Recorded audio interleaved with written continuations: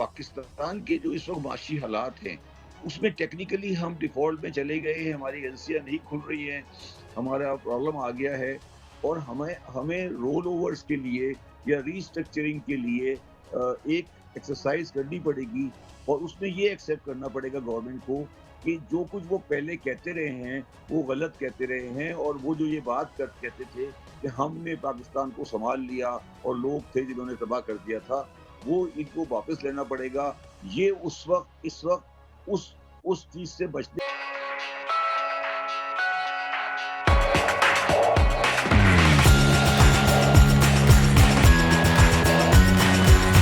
صاحب شبر زیادی صاحب، اس تمام کانفلکٹ اور ہلا بلو جسے کہتے ہیں، جو کہ ایک میننگ لیس ایکسرسائز ہے، اگر ہم اکانومی کی حالت دیکھیں جو کہ اگنور ہو رہی ہے، ڈو یو تھنک کہ ہم سچویشن ریٹریو کرنے جا رہے ہیں جبکہ دونوں پارٹیاں نہیں مان رہی؟ نہ تین ملک ہمیں لکھ کے دینے کو تیار ہیں کہ ہمیں یہ فیسلٹی دیں گے، رول اوور کریں گے، اور آئی ایم ایف کہتا ہے کہ نہیں پہلے وہ لکھ کے دیں، تو یہ کیا سٹیل میٹ ہے؟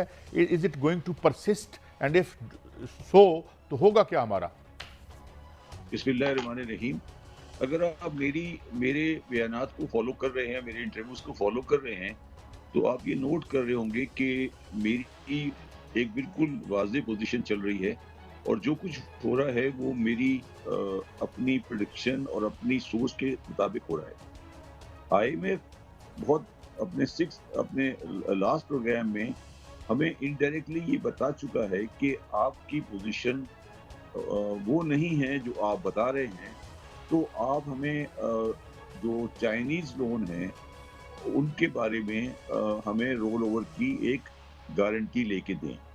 ہم نے ان سے لاسٹ مذاکرات میں یہ پرسیپشن دیا کہ ہم نے ان سے رول اوور کی گارنٹیز لے لی ہیں، جو کہ مجھے بھی پتا تھا کہ وہ نہیں ہوئی ہیں، اور اس کے بعد اب وہ اس چیز پہ رکا ہوا ہے، اور پھر اس کے بعد تقریباً ایک مہینے سے اوپر ہو چکا ہے، آپ دیکھیں کہ کوئی movement I M F programme کے ساتھ نہیں ہو رہی ہے، اور اس کے بعد پھر ہم نے کچھ سیاسی بیانات دیے، اور میں بڑا شکر گزار ہوں آئی ایم ایف کی ریپرزنٹیٹو پاکستان میں جو ہیں، کہ انہوں نے ہمارے ملک کے بہت ہی سینسٹیو معاملات کے اوپر جو ایک بات نہیں کرنی چاہیے تھی وہ کی گئی، اس کے بارے میں بہت اچھا رویہ رکھتے ہوئے اس مسئلے کو سیٹل کیا، اور وہ چیز ہے۔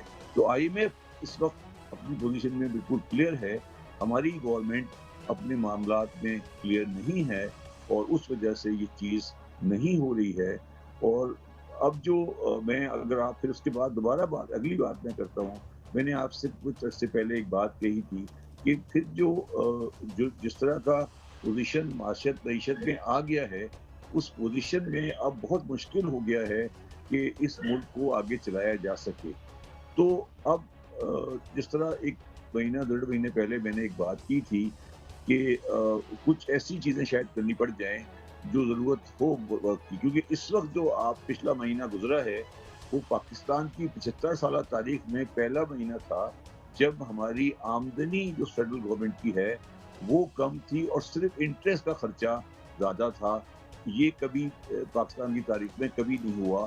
اس کا مطلب ہے کہ سارے خرچے جو فیڈرل گورنمنٹ کر رہی تھی وہ ادھار سے کر رہی تھی، اور آپ نے آج بھی دیکھ لیا ہوگا کہ پاکستان میڈیکل ایسوسی ایشن کا اور پی پی ایم اے کا ایک ایڈ ہے کہ دواؤں کی شارٹیج کا چانس ہے۔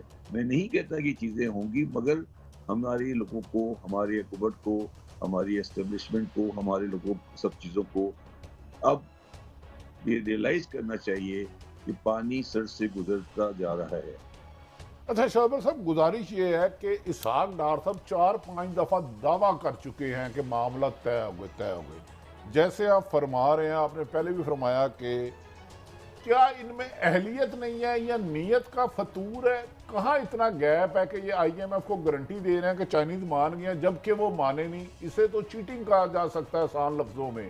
کیا آئنسٹائن بن کے آئے تھے اسحاق ڈار صاحب؟ کیا اہلیت نہیں ہے یا اور بھی کچھ وجوہات ہیں؟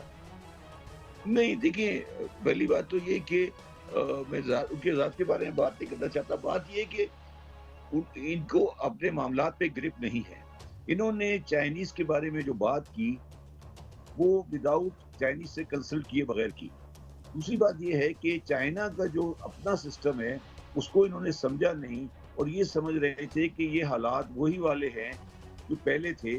جب ڈار صاحب واپس آئے تو ان کو شاید یہ اندازہ نہیں تھا, اور ایون ڈار صاحب نہیں بلکہ یہ گورنمنٹ جب آئی ان کو یہ اندازہ نہیں تھا کہ وہ جس چیز کے اندر ہاتھ ڈال رہے ہیں اس کی سچویشن کیا ہے, اور بین الاقوامی جو کمیونٹی ہے, انٹرنیشنل کمیونٹی ہے, وہ کس طرح سے اب چیزوں کو آگے دیکھ رہی ہے. تو میرا مقصد ہے کہ یہ, اور اگر آپ میرے پروگرامز کو فالو کرتے رہے ہوں تو میں نے بہت پہلے یہ بات کہی تھی کہ بات ان کے ہاتھ سے نکل چکی ہے. ان کی قابلیت یا نالائکی کی بات نہیں ہے, ان کے بس کی بات نہیں ہے, یہ اب ان کے ہاتھ سے بات نکل گئی ہے, اب بات اس سے اوپر چلی گئی. شبر صاحب میری رہنمائی فرمائیں. میں آپ کو فالو کر رہا ہوں, کچھ چیزیں ہر بار اب ایسے ہوئی. آپ کہہ رہے ہیں ان کے ہاتھ سے بات نکل گئی ہے, تو کیا اب بھی ان کے ذمہ یہ ذمہ داری رکھنا مزید نقصان کا باعث نہیں ہوگی؟ اگر یہ ان کے ہاتھ میں بات ہی نہیں رہی تو یہ کیسے مینج کر سکیں گے؟ پھر تو ہماری کوئی آگے فیوچر بہتر نہیں لگ رہا بادی نظر میں.